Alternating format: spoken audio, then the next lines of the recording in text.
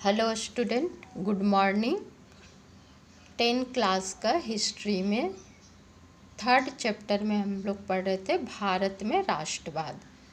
तो इसका first video में हम लोग पढ़ चुके हैं कि राष्ट्रवाद का मतलब क्या होता है, राष्ट्रवाद किसे कहते हैं, प्रथम विश्व युद्ध, सत्याग्रह, जलियांवाला बाग और सत्याग्रह का विचार, इस सब के बारे में हम लोग फर्स्ट वीडियो में पढ़ चुके हैं। आज हम लोग शुरू करेंगे इस असहयोग आंदोलन या सविनय अवज्ञा आंदोलन से। आज हम लोग शुरू करने वाले हैं चैप्टर को, सविनय अवज्ञा की ओर। सविनय अवज्ञा की ओर, सविनय का मतलब है कि विनम्रता पूर्वक आज्ञा या कानून को ना मानना। सविनय अवज्ञा का क्या कारण था? भारत की आर्थिक स्थिति अत्यंत शोचनीय थी। विश्व की आर्थिक मंदी का प्रभाव भारत पर भी पड़ा था। देश में बढ़ता असंतोष और क्रांतिकारियों की हिंसात्मक कार्यवाही के कारण गांधी जी ने सविनय अवज्ञा आंदोलन को चलाया था।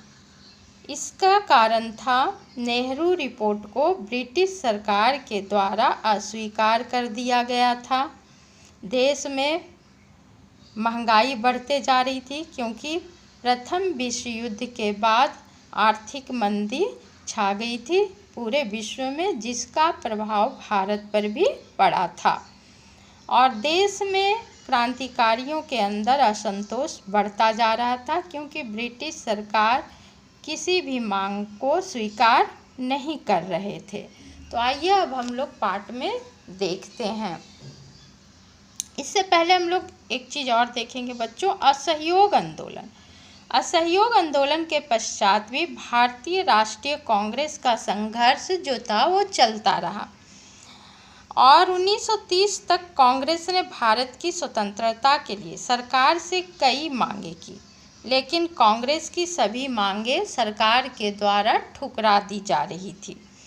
जनता के मन में यह बात घर कर गई थी, सरकार को कुछ करने के लिए मजबूर किया जाना चाहिए। ब्रिटिश सरकार ने नेहरू रिपोर्ट को अस्वीकार कर भारतीयों को और भी क्रुद्ध कर दिया था। अंततः 1930 में कांग्रेस की कार्यकारिणी ने महात्मा गांधी को सविनय अवज्ञा आंदोलन चलाने का अधिकार प्रदान किया। सविनय अवज्ञा आंदोलन की शुरुआत नमक कानून के उल्लंघन से भी हुई। आइए अब चैप्टर में देखते हैं हम लोग पॉइंट बाय पॉइंट। और बच्चों ध्यान से देखिएगा, किताब सामने रखिएगा और वीडियो को लाइक और सब्सक्राइब भी कीजिएगा ताकि जब मैं अगला वीडियो डालूँ तो आप तक उसका लिंक पहले मिल जाए। फरवरी 1922 में महात्मा गांधी ने असहयोग आंदोलन वापस लेने का फैसला कर लिया। उनको लगता था कि आंदोलन जो है वो दिन प्रतिदिन हिंसात्मक होता जा रहा है।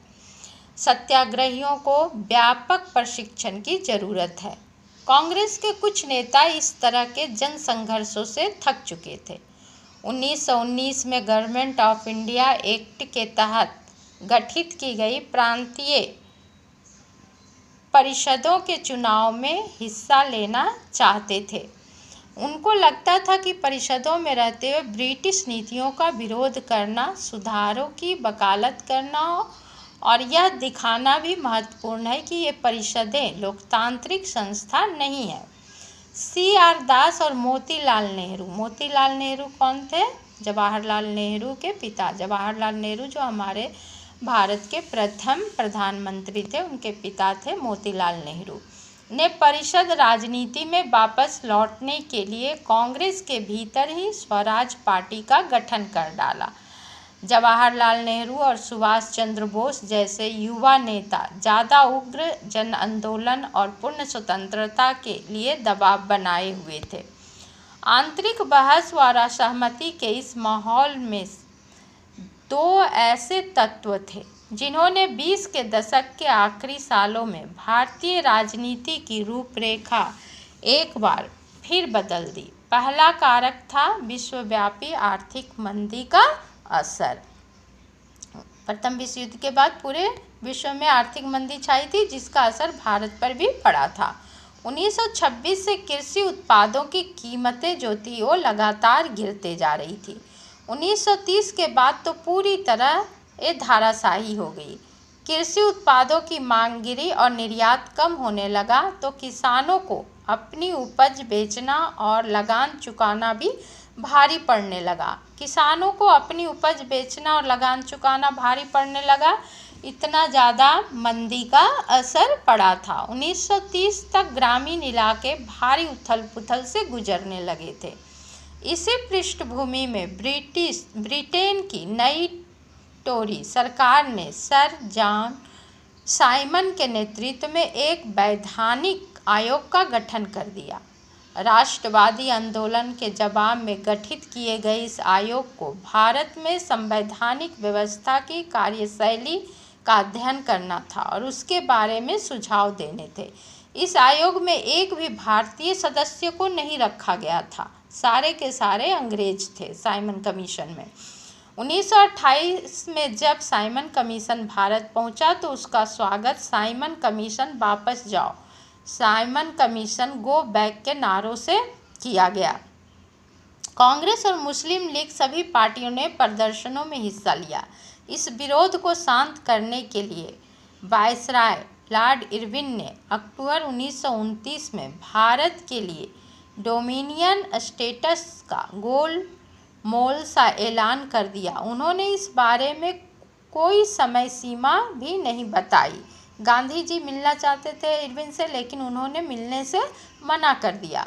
उन्होंने सिर्फ इतना कहा कि भारतीय संविधान के बारे में चर्चा करने के लिए गोलमेज सम्मेलन आयोजित किया जाएगा। इस प्रस्ताव से कांग्रेस के नेता जो थे वो असंतुष्ट थे। जवाहरलाल नेहरू और सुभाष चंद्र बोस के नेतृत्व में कांग्रेस का तेज तरार खेमा आक्रामक तेवर अपनाने लगा था। उदारवादी और मध्यवर्गीय नेता ब्रिटिश डोमिनियन के भीतर भी संवैधानिक व्यवस्था के पक्ष में थे, लेकिन इस खेमे का प्रभाव घटता जा रहा था। दिसंबर 1929 में जवाहरलाल नेहरू की अध्यक्षता में कांग्रेस के लाहौर अधिवेशन में पूर्ण स्वराज की मांग को औपचारिक रूप से मान लिया गया। अंडरलाइन कीजिएगा बच्चों। यहाँ तय किया गया कि 26 जनवरी 1930 को स्वतंत्रता दिवस के रूप में मनाया जाएगा और उस दिन लोग पूर्ण स्वराज के लिए संघर्ष की शपथ लेंगे। इस उत्सव की ओर बहुत कम ही लोगों ने ध्यान दिया। अब स्वतंत्रता के इस अमूर्त विचार को रोजमर्रा जिंदगी के ठोस मुद्दों से जोड़ने के लिए महात्मा गांधी को कोई और रास्ता ढूंढना था। नमक यात्रा और सविनय अवज्ञा आंदोलन। सविनय अवज्ञा आंदोलन से ही जुड़ा हुआ था ये नमक यात्रा। देश को एकजुट करने के लिए गांधी जी को नमक एक शक्तिशाली प्रतीक दिखाई दिया। 31 जनवरी 1930 को उन्होंने वायसराय इरविन को एक खत लिखा। इस खत में उन्होंने 11 मांगों का उल्लेख किया था। इनमें से कुछ सामान्य मांगे थी, जबकि कुछ मांगे उद्योगपतियों से लेकर किसानों तक विभिन्न तबकों से जुड़ी थी। गांधी जी इन मांगों के जरिए समाज के सभी वर्गों को अपने साथ जोड़ना चाहते थे, क्योंकि नमक एक ऐसा चीज़ था जो अमीर गरीब सभी इसको इस्तेमाल करते थे और यह भोजन का एक अभिन्न हिस्सा था। इसलिए नमक पर कर और उसके उत्पादन पर सरकारी इजारेदारी को महात्मा गांधी ने ब्रिटिश शासन का सबसे दमनकारी पहलू बताया था। महात्मा गांधी का यह पत्र एक अल्टीमेटम यानी चेतावनी की तरह था। उन्होंने लिखा था कि अगर 11 मार्च तक उनकी मांगें नहीं मानी गई तो कांग्रेस सविनय अवज्ञा आंदोलन छेड़ देगी। इरविन झुकने को तैयार नहीं थे। फलस्वरूप महात्मा गांधी ने अपने 78 विश्वस्त वॉलंटियरों के साथ नमक यात्रा शुरू कर दी। यहाँ अंडरलाइन कीजिएगा बच्चों।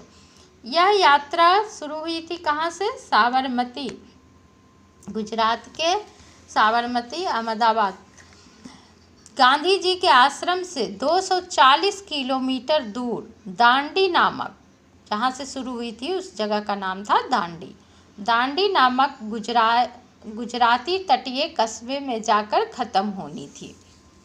सॉरी बच्चों, साबरमती से शुरू होकर ये दांडी नामक जगह पर जाकर ख़त्म होनी थी, इसलिए इस दांडी नमक यात्रा भी कहा जाता है या दांडी मार्च भी कहा जाता है। गांधी जी की टोली ने 24 दिन तक हर रोज लगभग 10 मील का सफ़र तय किया। गांधी जी जहाँ भी रुकते हजारों लोग उन्हें सुनने के लिए आते थे।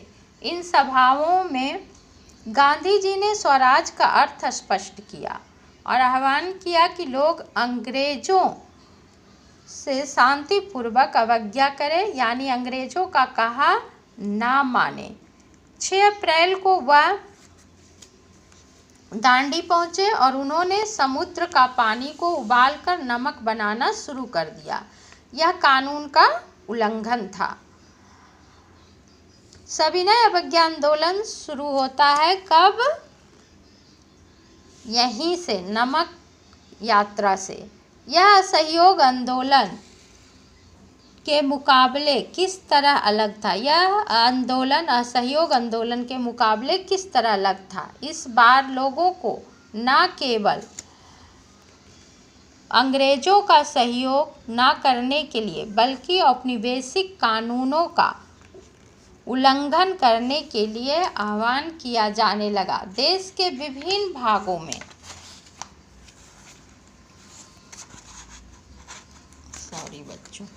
देश के विभिन्न भागों में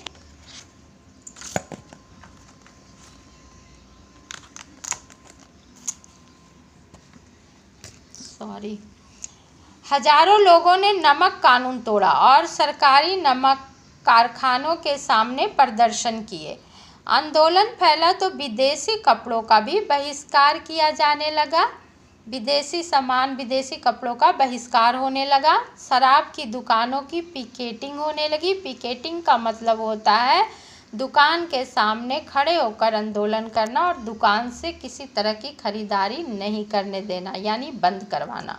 किसानों ने लगान और चौकीदारी कर चुकाने से भी इनकार कर दिया। गांव में तैनात कर्मचारी इस्तीफे देने शुरू कर दिए। जितने भी सरकारी कर्मचारी थे सभी इस्तीफा देना शुरू कर दिया और इसका असर सिर्फ गांव तक ही नहीं था, शहरों में भी था, यहाँ तक कि विद्यार्थियों में भी था।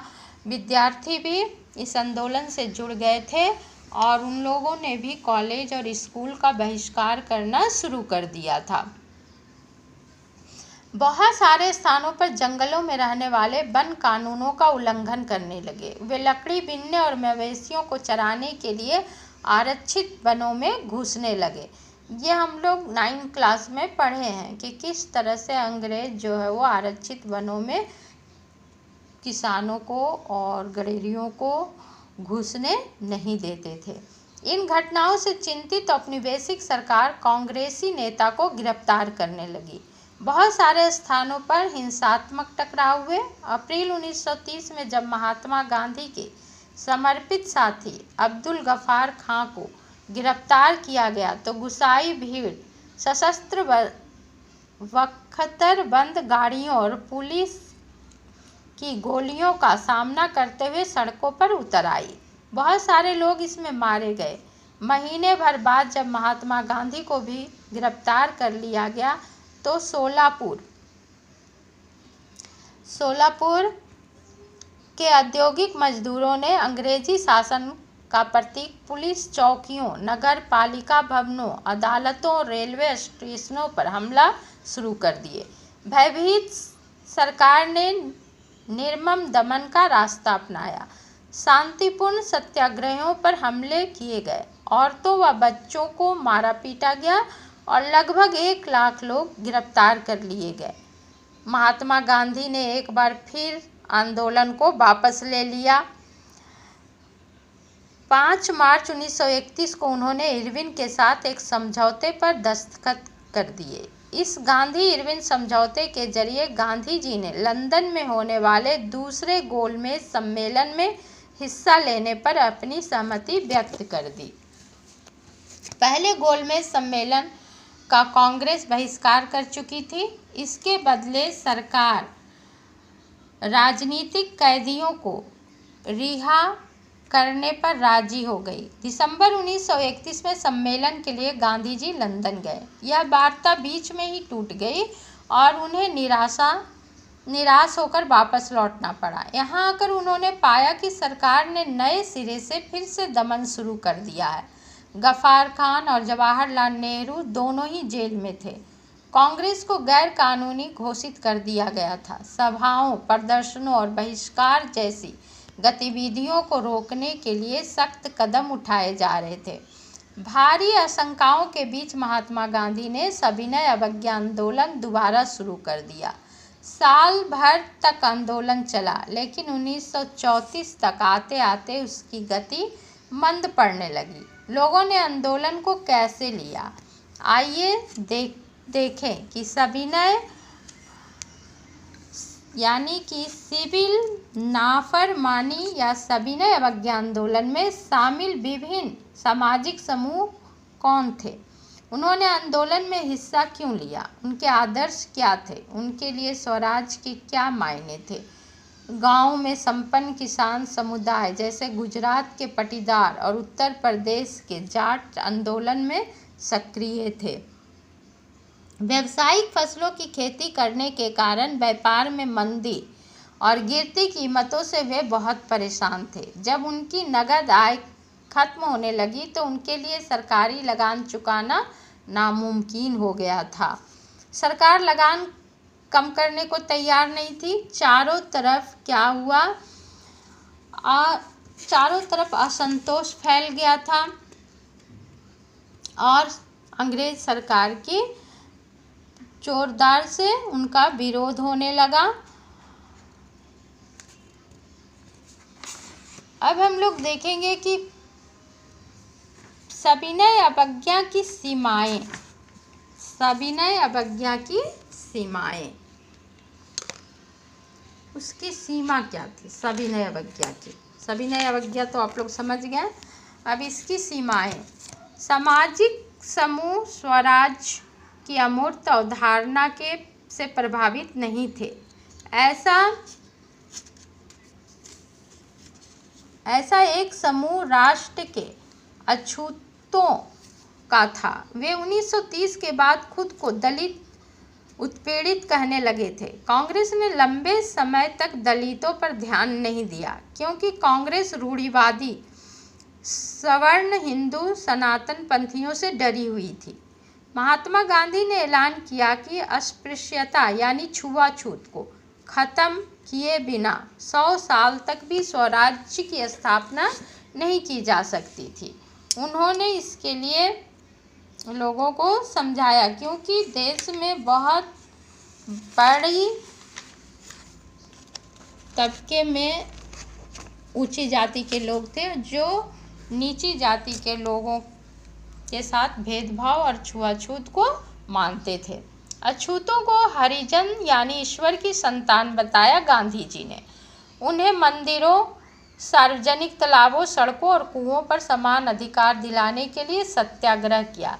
उस समय क्या होता था, आज़ादी से पहले हरिजनों, जिन्हें पिछड़ी जाति का माना जाता था, उनके साथ बहुत ही खराब व्यवहार किया जाता था। उन्हें ऊंची जाति के लोग जिस कुएं, तालाब या सड़क का उपयोग करते थे, उन सड़कों, तालाबों और कुओं पर नीची जाति के लोगों का जाना मना था। मैला ढोने वालों के काम को प्रतिष्ठा दिलाने के लिए गांधी जी खुद से शौचालय साफ करते थे। उन्होंने ऊंची जातियों से यह निवेदन किया और अपना हृदय परिवर्तन करने के लिए उन्हें कहा, अस्पृश्यता के पाप को छोड़ दो, यानी छुआछूत की पाप को छोड़ दो।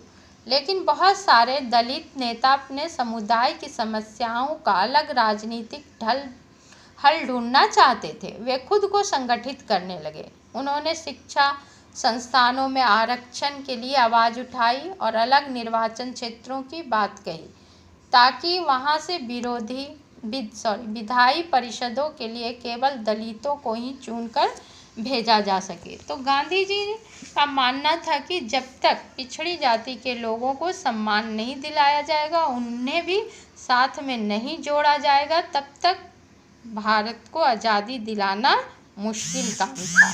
अब हम लोग यहाँ देखते हैं डॉक्टर अंबेडकर के बारे में। आप लोग निचली कक्षा में भी पढ़ चुके हैं कि ये भी हरिजन जाति से ही आते थे और इनके साथ भी स्कूलों में बहुत ज़्यादा भेदभाव हुआ था। 1930 में दलितों को दलित वर्ग एसोसिएशन में संगठित किया। डॉक्टर अंबेडकर ने दलितों के लिए अलग निर्वाचन क्षेत्र के सवाल पर दूसरे गोलमेज सम्मेलन में गांधी जी के साथ उनका काफ़ी विवाद भी हुआ। जब ब्रिटिश सरकार ने अंबेडकर की मांग मान ली तो गांधी जी आमरण अनशन पर बैठ गए। उनका मानना था कि दलितों के लिए अलग निर्वाचन क्षेत्रों की व्यवस्था से समाज में उनके एकीकरण की प्रक्रिया जो है वो धीमी पड़ जाएगी। आखिरकार अंबेडकर ने गांधी जी की राय मान ली और सितंबर 1932 में पूना पैक्ट पर हस्ताक्षर कर दिए गए। इसको अंडरलाइन कीजिएगा बच्चे, क्वेश्चन आता है पूना पैक्ट सम्मेलन के बारे में लिखने के लिए। इससे दलित वर्गों, जिन्हें बाद में अनुसूचित जाति के नाम से जाना गया, को प्रांतीय एवं केंद्रीय विधायी परिषदों से आरक्षित सीटें मिल गई, जबकि उनके लिए मतदान सामान्य निर्वाचन क्षेत्रों में ही होता था। फिर भी दलित आंदोलन कांग्रेस के नेतृत्व में चल रहे राष्ट्रीय आंदोलन को शंका की दृष्टि से देखते थे। भारत के कुछ मुस्लिम राजनीतिक संगठनों ने भी सविनय अवज्ञा आंदोलन के प्रति कोई खास उत्साह नहीं दिखाया। असहयोग आंदोलन के शांत पड़ जाने के बाद मुसलमानों का एक बहुत बड़ा तबका कांग्रेस से कटने लगा। इससे कई शहरों में हिंदू मुस्लिम सांप्रदायिक टकराव व दंगे शुरू हो गए। हर दंगे के साथ दोनों समुदाय के बीच फासला बढ़ता ही जा रहा था। कांग्रेस और मुस्लिम लीग ने एक बार फिर गठबंधन का प्रयास किया। 1927 में ऐसा लगा भी कि अब एकता स्थापित हो जाएगी। सबसे महत्वपूर्ण मतभेद भावी विधानसभाओं में प्रतिनिधित्व के सवाल पर थे। मुस्लिम लीग के नेताओं में से एक थे मोहम्मद अली जिन्ना, जो बाद में भारत और पाकिस्तान का जब बंटवारा हुआ तो ये पाकिस्तान के प्रथम प्रधानमंत्री बने थे और भारत के प्रथम प्रधानमंत्री उस समय जवाहरलाल नेहरू थे। मुसलमानों को केंद्रीय सभा में आरक्षित सीटें दी जाए और मुस्लिम बाहुल प्रांतों में मुसलमानों को आबादी के अनुपात में प्रतिनिधित्व दिया जाए, तो वे मुसलमानों के लिए पृथक निर्वाचिका की मांग छोड़ने के लिए तैयार हैं। प्रतिनिधित्व के सवाल पर यह बहस मुबाहिसा चल ही रहा था कि 1928 में आयोजित किए गए सर्वदलीय सम्मेलन में हिंदू महासभा के एम.आर. जयकर ने इस समझौते के लिए किए जा रहे प्रयासों की खुलेआम निंदा शुरू कर दी, जिससे इस मुद्दे के समाधान की सारी संभावनाएं जो थी वो समाप्त हो गई।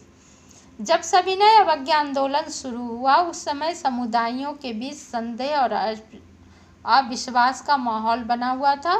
कांग्रेस से कटे हुए मुसलमानों का बड़ा तबका किसी संयुक्त संघर्ष के लिए तैयार नहीं था। बहुत सारे मुस्लिम नेता और बुद्धिजीवी भारत में अल्पसंख्यकों के रूप में मुसलमानों की हैसियत को लेकर चिंता जता रहे थे। उनको भय था कि हिंदू बहुसंख्यक के वर्चस्व की स्थिति में अल्पसंख्यक की संस्कृति और पहचान खो जाएगी। अब है सामूहिक अपनेपन का भाव। सामूहिक अपनेपन का भाव देश को आज़ादी दिलाने के लिए बहुत ही जरूरी थी। राष्ट्रवाद की भावना तब पनपती है जब लोग यह महसूस करने लगते हैं कि वे एक राष्ट्र के अंग हैं। शुरू में हम लोग चैप्टर का नाम ही है भारत में राष्ट्रवाद। तो राष्ट्रवाद की भावना लोगों के अंदर कब पनपती है? जब लोग यह महसूस करने लगते हैं कि वे एक ही राष्ट्र के अंग हैं, जब वे एक दूसरे को एकता के सूत्र में बांधने वाली कोई साझा बात ढूंढ लेते हैं। लेकिन राष्ट्र लोगों के मस्तिष्क में एक यथार्थ का रूप कैसे लेता है?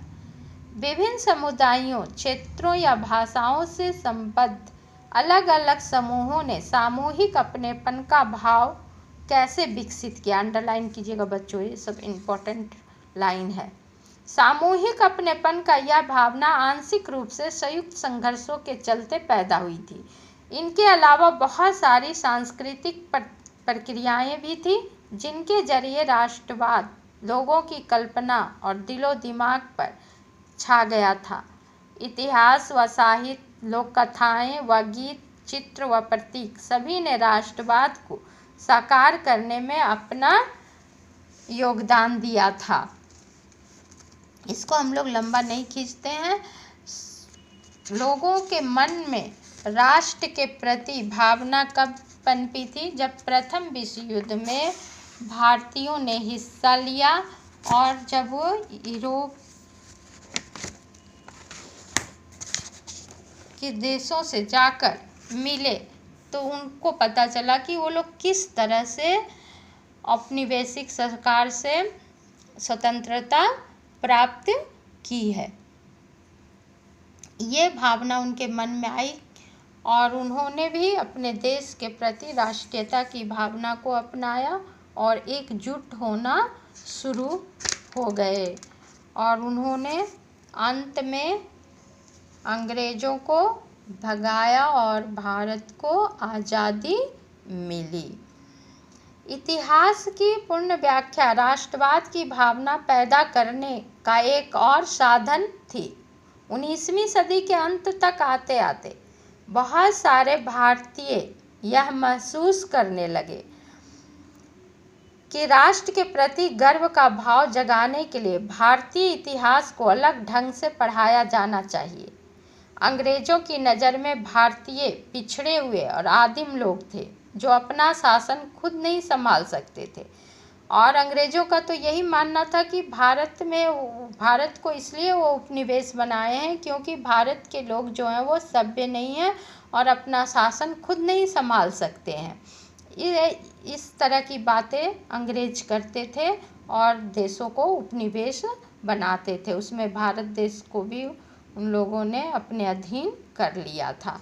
इसके जवाब में भारत के लोग अपनी महान उपलब्धियों की खोज में अतीत की ओर देखने लगे। उन्होंने उस गौरवमयी प्राचीन युग के बारे में लिखना शुरू कर दिया जब कला और वास्तुशिल्प, विज्ञान और गणित, धर्म और संस्कृति, कानून और दर्शन, हस्तकला और व्यापार फल फूल रहे थे। उनका कहना था कि इस महान युग के बाद पतन का समय आया और भारत को गुलाम बना लिया गया। इस राष्ट्रवादी इतिहास में पाठकों को अतीत में भारत की महानता व उपलब्धियों पर गर्व करने और ब्रिटिश शासन के तहत दुर्दशा से मुक्ति के लिए संघर्ष का मार्ग अपनाने के लिए कहा गया। तो हम लोग देखें कि किस तरह से भारत को आज़ादी दिलाने के लिए राष्ट्रीय भावना उत्पन्न करना, लोगों में अपने राष्ट्र के प्रति कुछ करने की भावना को जागृत करना आवश्यक था। धन्यवाद बच्चों।